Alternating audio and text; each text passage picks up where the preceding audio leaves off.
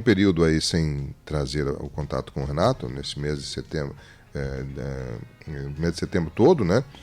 Falamos com ele lá no final de agosto. E agora, início de outubro, porque era um período um pouco mais estável, assim, né?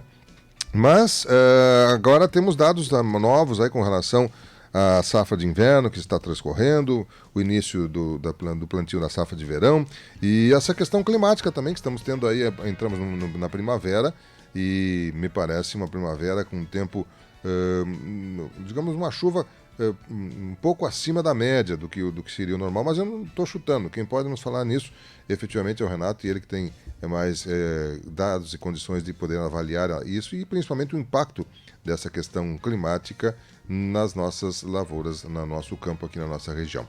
Renato Nicolodi, bom dia, como é que está? Tudo bem, Renato? Bom dia, Miguel. Bom dia, ouvinte. Tudo bem? Que bom.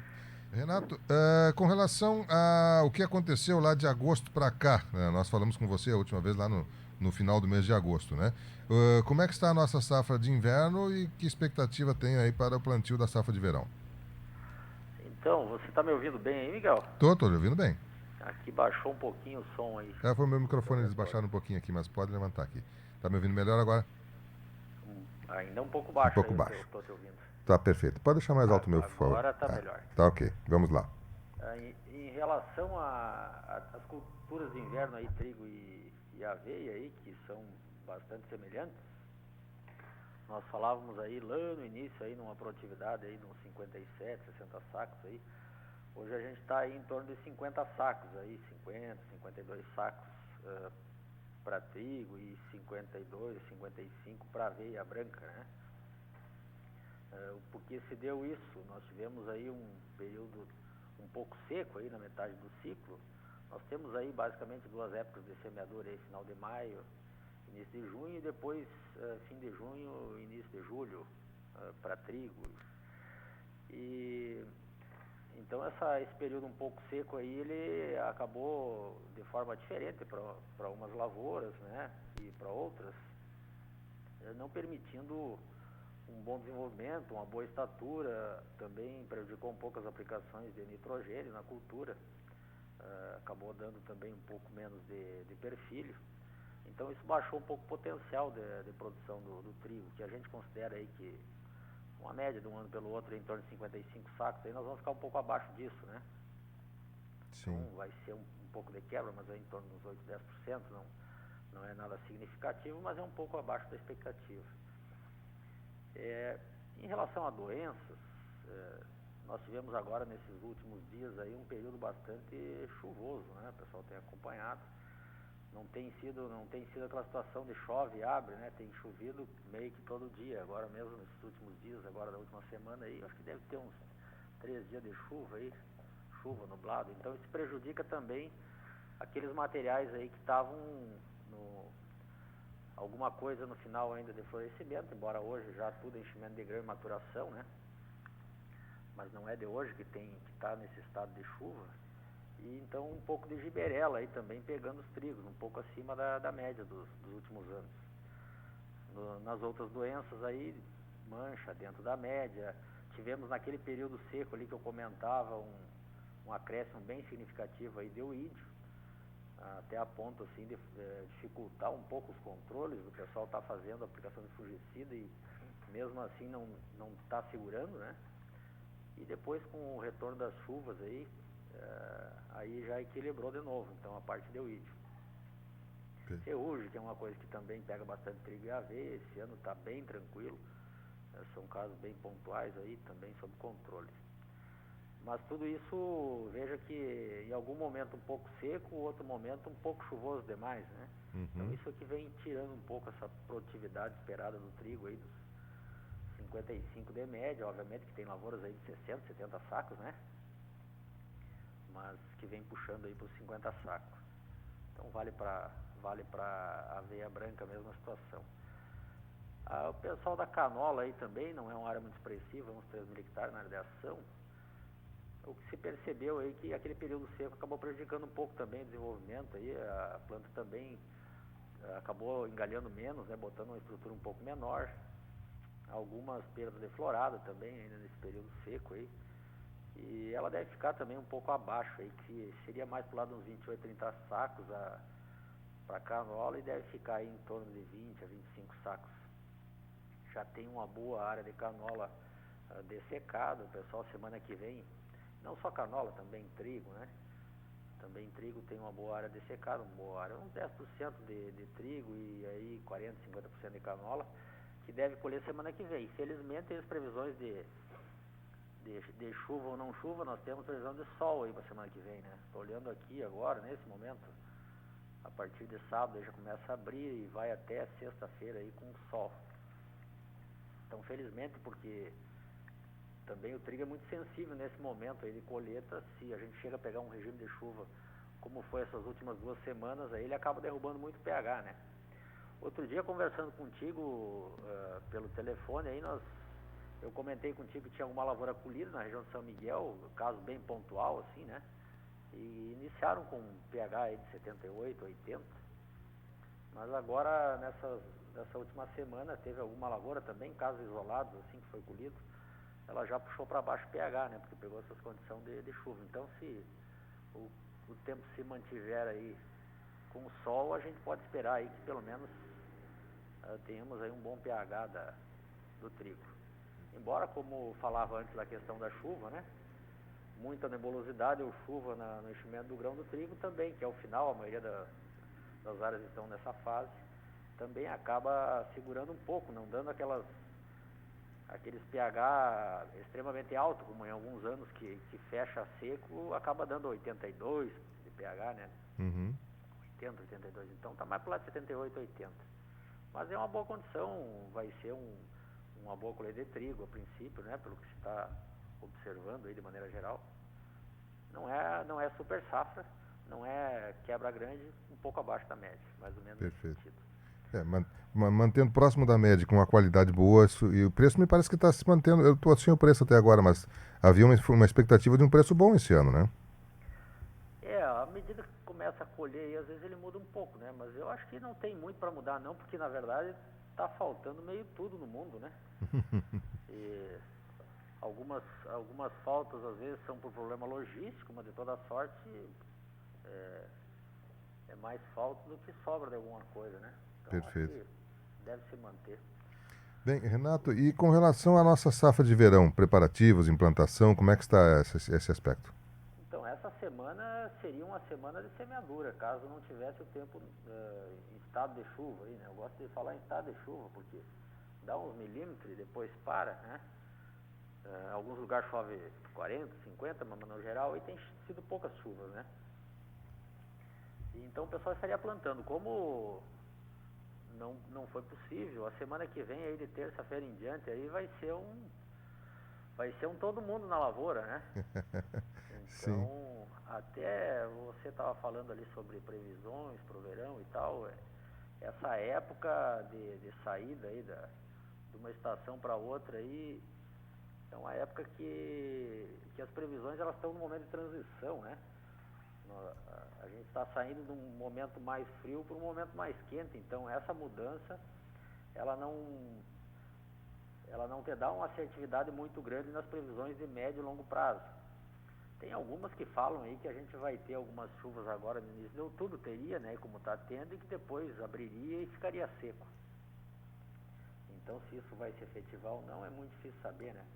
Mas tem de tudo, né? Previsão é uma coisa bem difícil ultimamente, né? O pessoal tem mais errado que acertado até, né? Essas previsões de médio e longo prazo. Certo. Ano passado também, mas eu acho que o pessoal vai acabar plantando uma boa área agora já, nesse período aí que nós estamos no dia 14, né? Estamos falando semana que vem aí, quase 18, 20. Uhum. Então eu imagino que o pessoal vai botar aí 30, 40% da semente na terra aí nesse período aí, na próxima semana. Perfeito. Bem, com relação à preocupação com possíveis incidências de praga, ferrugem, por exemplo, e outras coisas assim, este ano, essa safra de verão, semelhante aos anos anteriores, alguma preocupação a mais com relação a isso? Caso se confirme esse período mais seco aí, de outubro a dezembro, aí até janeiro, como alguns dizem, nós provavelmente não teremos problema de ferrugem, né? Porque é nesse período aí que se o clima estiver assim no Paraguai também, que é de onde vem as maiores quantidades de esporos aí da ferrugem, que é o que nos afeta aqui, provavelmente vai ser um ano de pouca ferrugem também. E é o clima que vai nos dizer aí, né? Porque é completamente dependente do clima. Sim. Mas não é uma coisa que nos preocupe, assim, porque se tem ferrugem, tem condição de umidade, tem mais produtividade também. Embora no passado foi uma boa produção e não houve pressão de ferrugem.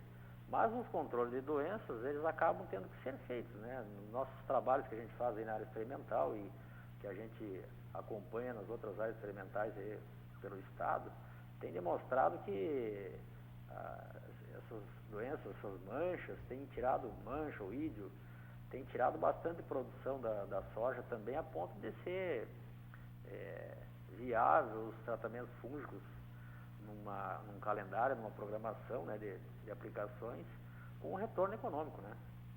Sem dúvida. Então a gente já aprendeu a trabalhar com a ferrugem, não é uma coisa assim que preocupe mais a ponto de dizer, olha, se der bastante ferrugem nós vamos perder produtividade. Acho que não, acho que já o pessoal domina já muito bem isso, né? Não é um problema. Falando de problema, dá para nós falar um pouquinho de milho também. Claro. O milho já está aí praticamente todo estabelecido, né? O pessoal aí teve alguns aí que plantaram na região mais para lá das Missões, ali São Miguel, alguns plantios até de final de julho, até meio de agosto, mas a maior parte da nossa região é mais para fim de agosto e até a metade de setembro agora, né? Então são milhos aí que estão entre V4 e V10 aí, entre as duas regiões. O pessoal está muito atento aí à questão da cigarrinha, os departamentos técnicos, os agrônomos todos aí que trabalham com consultoria aí, sempre alertando o produtor, então o pessoal está bastante atento. A região ali de São Miguel foi um pouquinho mais forte no início, depois meio que sob controle.